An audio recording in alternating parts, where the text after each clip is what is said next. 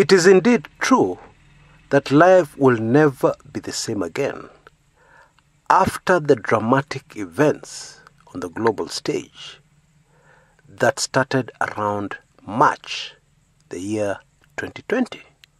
However, it is not all negative.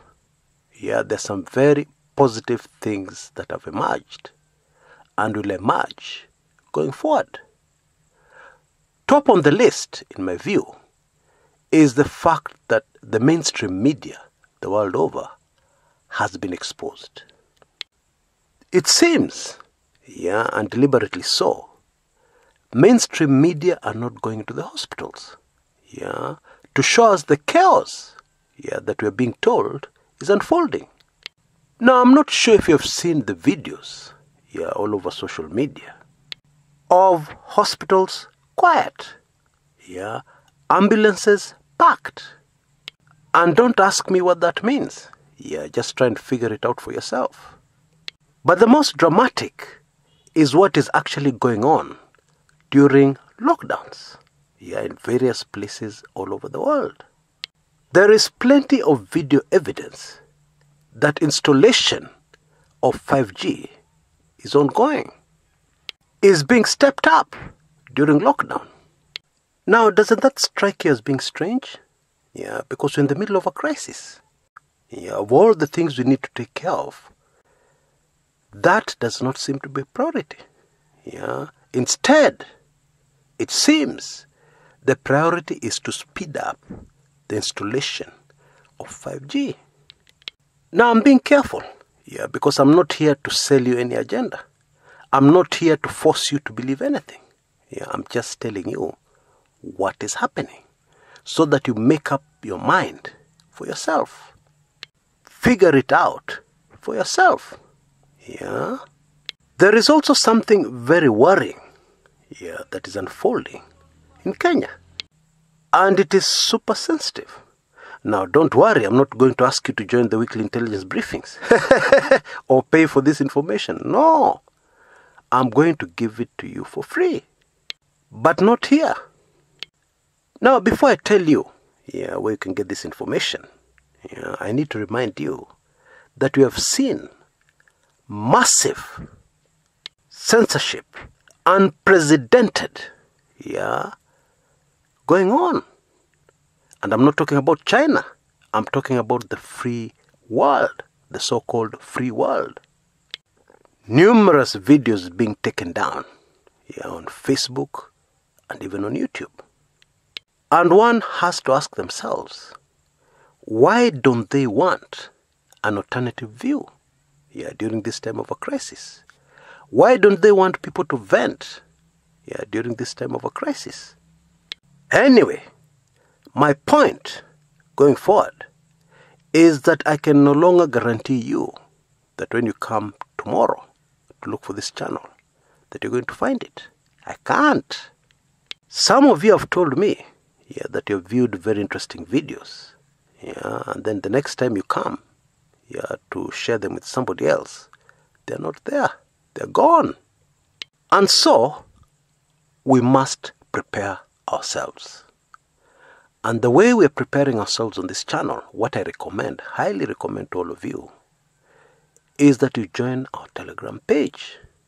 Indeed, that is where that information of what is unfolding in Kenya right now is.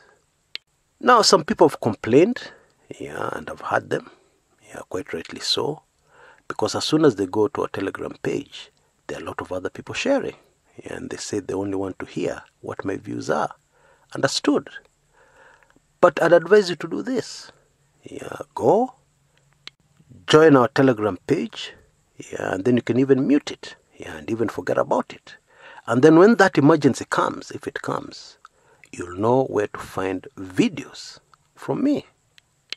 Now, what I've done is that I've also put a link in the description area below this video, to help you get to our Telegram page, and join. And so I highly recommend that you do precisely that as soon as possible.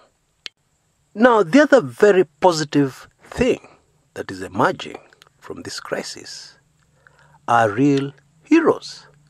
People who are different, Yeah, and let's start with leaders. You know, the leader of a country is a very informed person. You may want to make fun of them, you may not agree with their policies, but the truth is, they're extremely informed. And this crisis has exposed the fake leaders we have in Africa.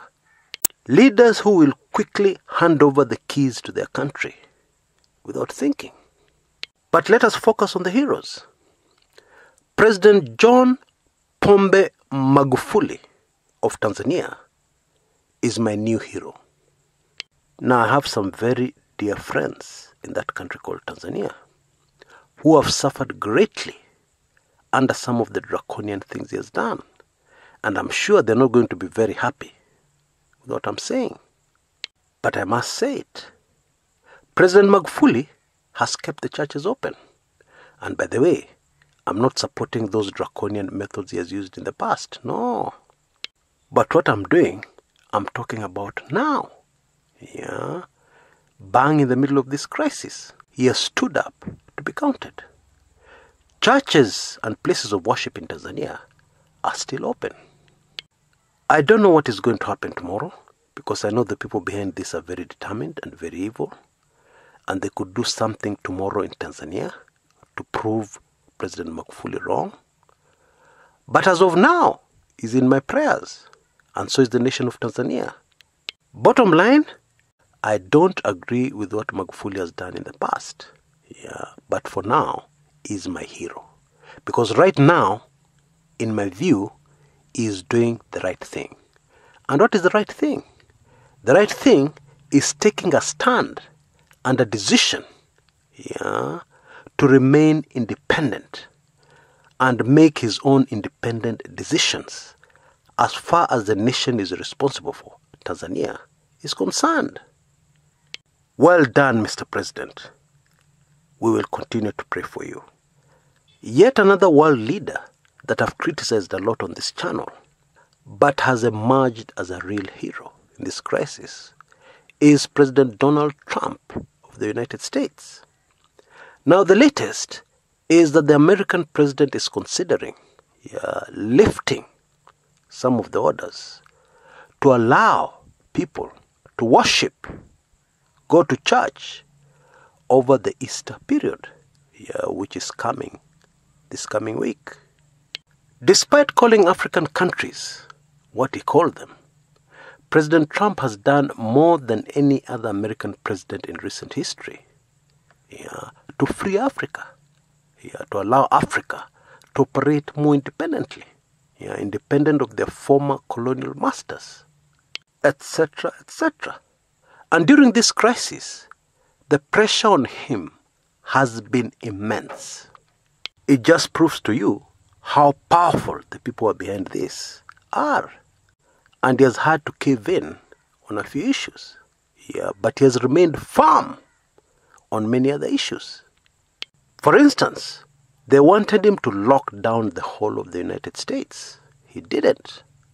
He left it to the individual governors. He left it to the different states to decide for themselves. And very important, while we're being advised that a vaccine is being looked for, and we should look out for it, and while we already see evidence, that a vaccine was in fact the end game here, President Trump has taken a different direction. He has revealed a treatment for the virus. Now, the very latest is that the nation of Saudi Arabia has announced officially that Trump's cocktail is actually a treatment and is being used in that country. One day, even if it's not today, more people realize just how much of a hero this man we have made fun of, this man we have mocked, really is. In Tanzania, members of parliament are talking about a local solution, locally available treatment for the virus. Something which will make those behind this thing very mad. Yeah, because they don't seem to want a treatment. They seem to want a carefully choreographed script, yeah, to play out according to plan. Yeah, that's exactly what is very clear right now. They don't seem to want to hear, yeah, that something works. No. They'll shoot back. It has not been scientifically proven. And in any case, they have a brand new vaccine, yeah, which will come out shortly. Now, in case you didn't know, Trump's recommended medication is not something new. Yeah, the quinine drug has been there for decades. You know, when you have something brand new out in the market, there are many dangers. Yeah, people don't fully know what the side effects are. It could kill you instead of treating you. Yeah, but when you have an old drug which has been in the market for such a long time, all the known side effects are known. Yeah, and it's a treatment of something new. Doesn't it make sense to go straight for it as the solution? And of course, the people we're looking up to give us a solution is the World Health Organization. Now, we just go and do your research and find out who finances the World Health Organization. Yeah, then you'll understand why they're behaving the way they're behaving in the midst of a crisis. Just to give you a hint, yeah, apart from the nations of China and the US, Bill Gates is also a major financier of the World Health Organization. And you know what Bill Gates wants? Everybody knows. He wants a vaccination. He wants the whole world to be vaccinated. Folks, I'm now tired, as I tell you yet again. Open your eyes. Start thinking for yourself. You know, there was a time, not too long ago, I used to read newspapers from cover to cover. They were reliable. Today, believe it or not, some Facebook pages are much more informative, reliable, and accurate. I kid you not. But it is clear, gone are the days when you would rely on one news source, where you'd have to do minimal thinking of your own. Yeah, it's all there in the newspaper. Read it from cover to cover. Those days are long gone.